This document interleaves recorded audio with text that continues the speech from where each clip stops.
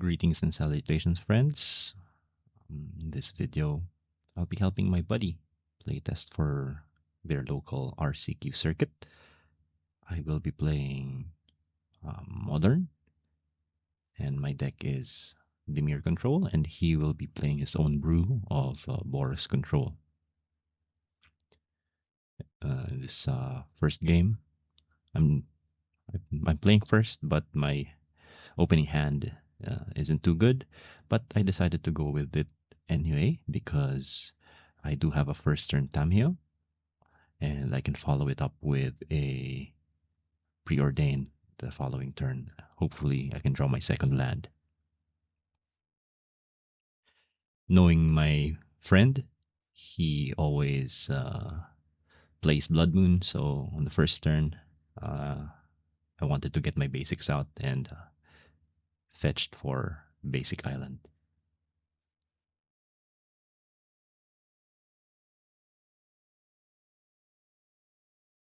So here I'll be playing the Tamio, hoping that it will survive.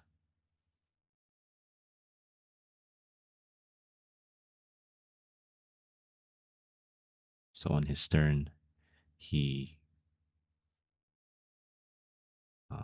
plays a Ragavan, taking 2 from the Shockland.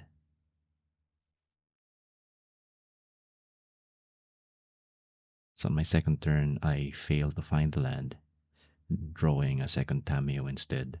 So I play Preordain,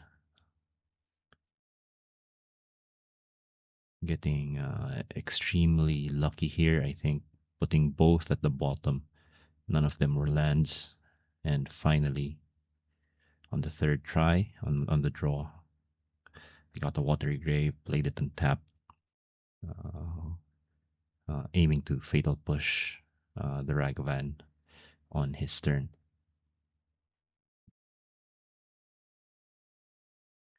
I wasn't too familiar with this deck. It apparently has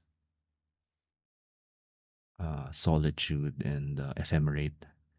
Had I known that, I would have Fatal Pushed on my turn while he's tapped out. Knowing that I have Force of Negation backup. So he attacks, I cast a Fatal Push. And fortunately, it resolves.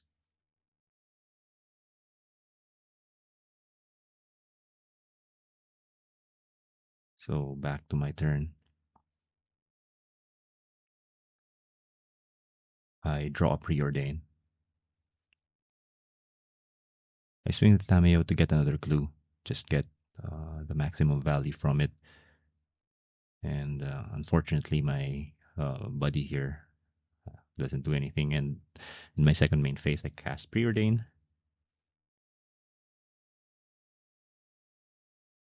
Leaving one on top, I think it's another Preordain, hoping to flip Tameo. So yeah, there's the third Preordain. And if this resolves, I get my third draw of the turn, and I can flip Tameo.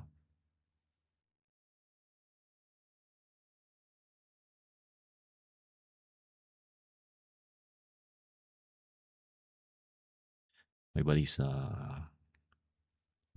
giving a long think. But finally, the Preordain resolves, and I get my draw. And a flip Planeswalker, and this just shows the power of Tameo. With just a one-man investment, and just doing the natural things that the blue-black deck wants, like drawing cards. I get a Planeswalker. And its abilities aren't useless either, delaying the attacks or slowing down attacks and getting back cards from the graveyard. Let's see. And having 4 loyalty isn't something to laugh at either. Let's see what I draw from the Preordain. Fortunately, it was a third land.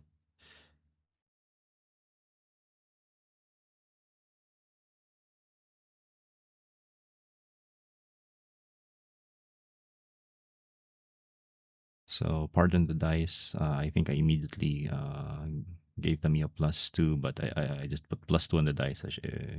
Yeah, ideally it should be just 4, just for clarity.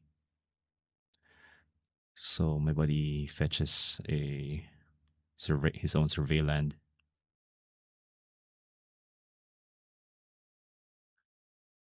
keeping it on top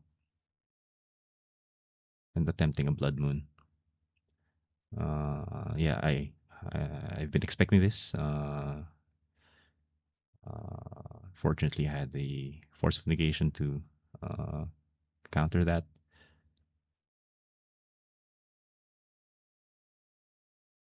And that's his turn.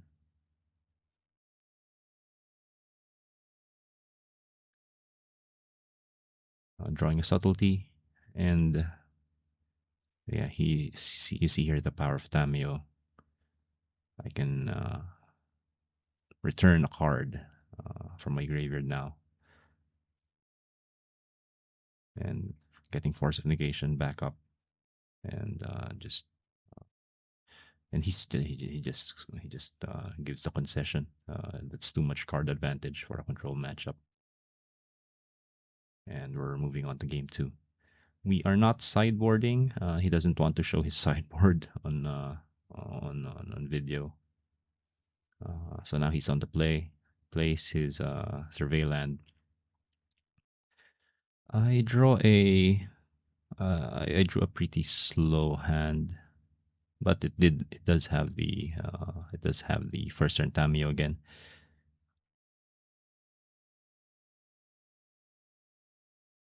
And hopefully this game we can showcase other cards like Psychic Frog and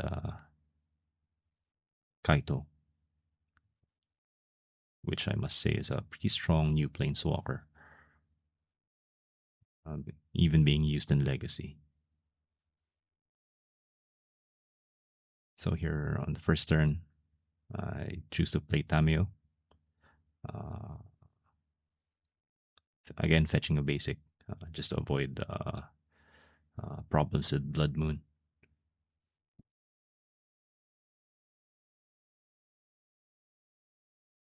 So he plays a fetch land, and finally he has an answer to Tamio about a prismatic ending, exiling it.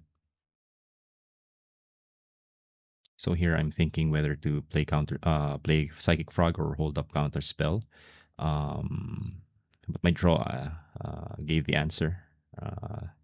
Being Orcish Bowmasters, I decided to just play a land, hold up Counterspell, and at the end of his turn, uh, play the Bowmasters.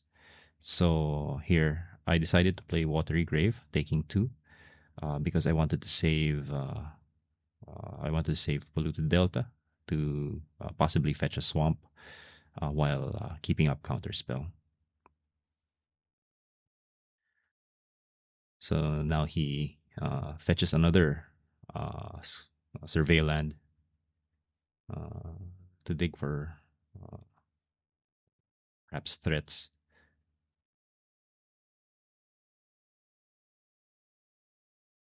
And place out a third survey land.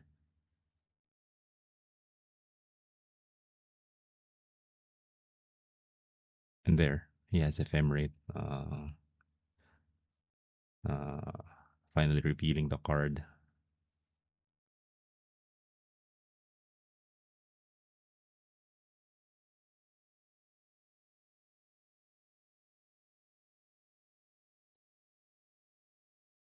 So at the end of his turn, I play Orcish Bowmasters as planned.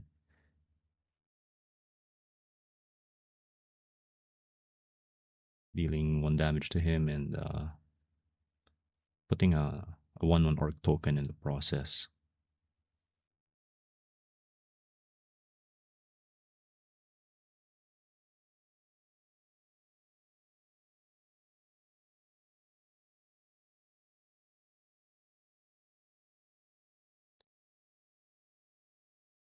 Now onto my turn. I take my draw.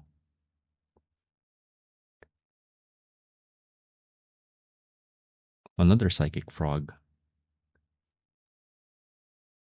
Fortunately, he hasn't played any threats or nor any removal yet, so I do have time. But I was hoping to get more substantial draws or more defensive draws. So I swing in with my 2/1/1s, and he decides to use a card and his mana. I think that's the White March, exiling my token.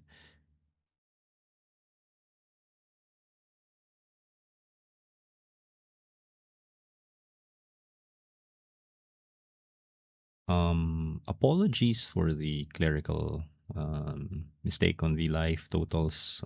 He mentioned that he was at 16, so I just followed. I just followed his life, but I think he should be at 17 at this point. So I cast my preordain.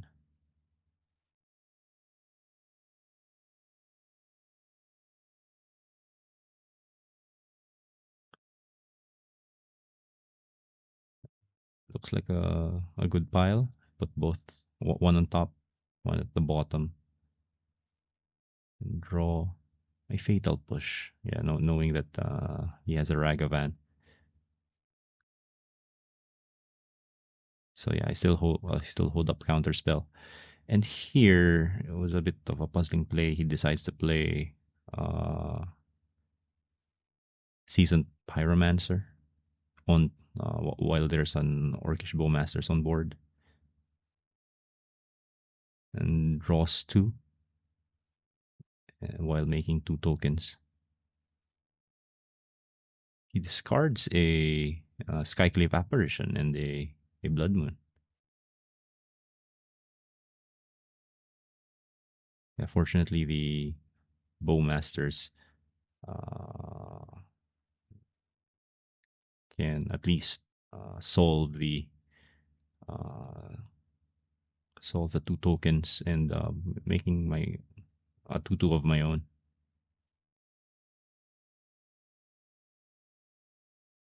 Yeah, so he loses the tokens. Plays out a fetch land, and he passes the turn. And at the end of his turn, I fetch, putting my polluted delta into my graveyard for a revolt.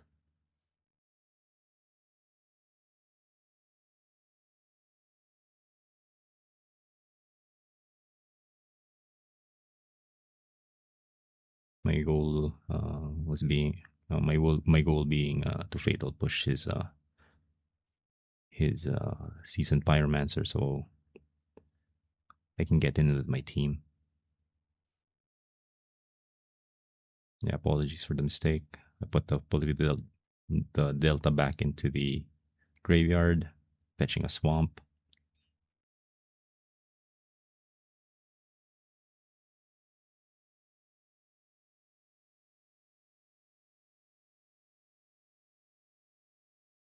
Just to avoid Blood Moon that we've seen. Although he did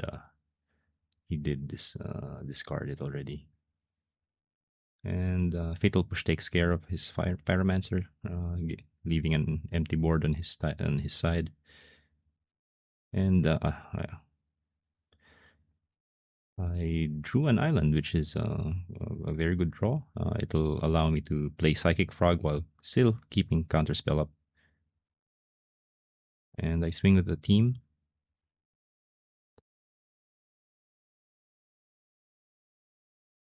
For 3 damage, and in my second main phase, I drop the Psychic Frog with Counterspell backup. And at this point, I think he has 3 cards in hand. This is exactly where a blue base control deck wants to be.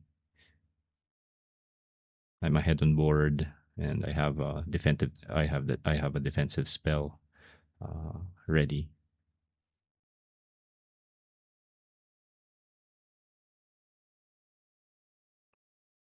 One thing I noticed about the Dimir deck is maybe its lack of ways of dealing with larger creatures. Maybe that's I have to do more research on the format and see what black has to offer. So he tries a Skyclave Apparition. Uh, I just decide to use my mana and use Counterspell and pivot to being the aggressor, intending to ninjutsu Kaito. And there's a third psychic frog. So before damage dealing, I will use Kaito's ninjutsu ability. Ninjutsu. Returning Orcish Bowmasters, and there's the concession. The advantage is too much. So yeah, Kaito is one of the newer planeswalkers. A very unique ability. He's a 3/4 creature with hexproof on my turn, and has the ability to go larger. And yeah, that is it for the video. Thanks for watching, and like and subscribe. And stay tuned for the next one.